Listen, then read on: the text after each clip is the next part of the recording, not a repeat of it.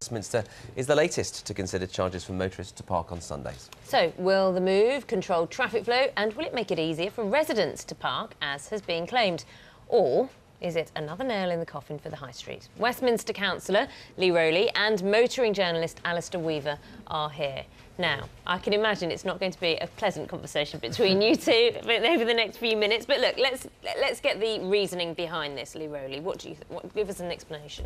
Well, Westminster every 10 years or so looks at what's happening on its streets and looks to make sure that its parking policies are still appropriate for the amount of vehicles that are coming into the city. And what we found over a year's worth of research is that there's a problem in the very centre of Westminster, in Soho, Covent Garden, around Oxford Street, which means that we potentially should be trying to bring some controls in that small area at certain times during the day where there isn't any at the moment. So you're seriously telling me there's been an outcry over traffic flow in the West End on a Sunday, and the only way to get around this is this is really about revenue raising, isn't it? Well, it's not about revenue, and we've got several hundred pages of evidence on the website at the moment. I mean, for example, some of the streets in the centre of Westminster, they've got evening rush hours now. It's more busy at 11 o'clock at night than it is at 11 o'clock in the morning. It's those kind of things that we're trying to resolve. Here you go, Alister. It's going to be easier to drive around in town. Well, it sounds like the classic thing, isn't it, where let's start with a small area and then we'll gradually sort of, you know, it's the sort of McDonald's effect. We'll start in the middle, then we'll have these concentric circles. It gets bigger and bigger, and suddenly the whole area is covered in parking. I think we've seen it many, many times. I mean, it's hard.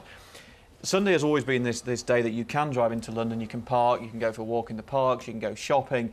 And it's just, you know, it's about, times are hard for people. You know, parking is hugely expensive. It's about £4.50 an hour in Westminster. Then there's congestion charge, although not on a Sunday. So all these sort of taxes, if you like, are building up on people. Fuel is incredibly expensive. It just feels like another big hassle, another load on the motorist. But, Councillor Rowley, we've got my local council, Bexley, this is from Dennis, recently introduced charges for Sunday. I no longer shop there. I go to the out-of-town shopping centre where parking is free. A bit further away, so my environmental footprint is worse, but being a pensioner, I can't afford these outrageous charges. What about the tradespeople? Have you consulted them?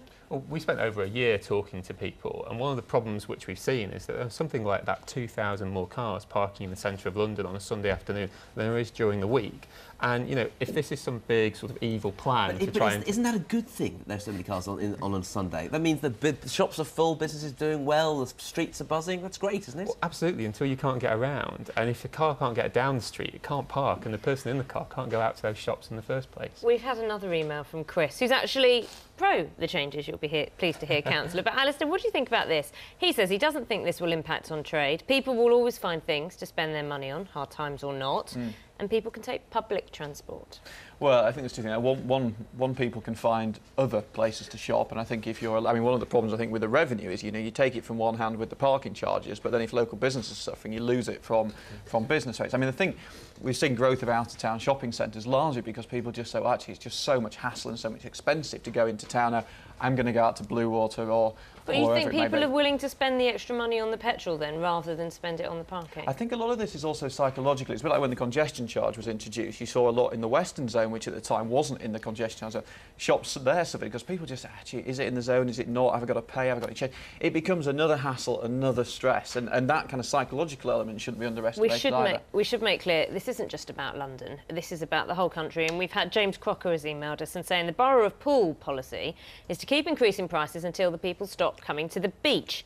£15 a day, including Sundays, no facilities, etc., etc. It makes the cheap UK holiday look very much more expensive. People are suffering. You can fly to Spain for £20, can't you? Yeah, there you go. I mean, you've got this worry that people will just actually avoid the area now. Yeah, and one of the reasons we are only proposing to bring it in for a very small part of Westminster... For the moment. Well, I mean, this idea that there's some kind of big evil plan that we're trying to bring in. Can you promise us that you won't expand the area? Well, we spent 17 years trying to wait for this to sort itself out on its own, so you can't argue that Westminster's in the vanguard of making these changes. Some people would say it wasn't broken, there's no need to fix it. Well, I mean, the evidence we have suggests that there is a problem, and if people want to park for free, they can still do so. About 5 minutes walk from Oxford Circus, even if these proposals come in. It's about targeting a specific problem in a small area for a limited part of the day.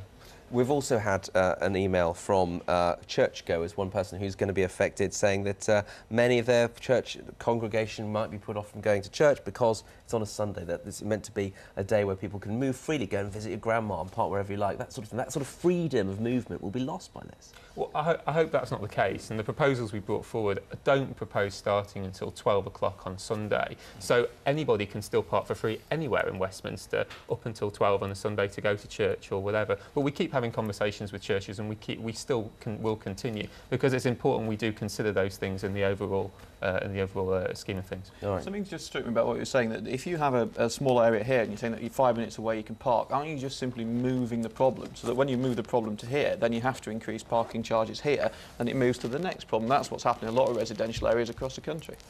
I'm afraid, We gentlemen, haven't got time for you to answer it. I'm Thank so you for sorry. everyone who emailed We knew it into would be a us. good debate, though, but always thank you gets very people much. going parking.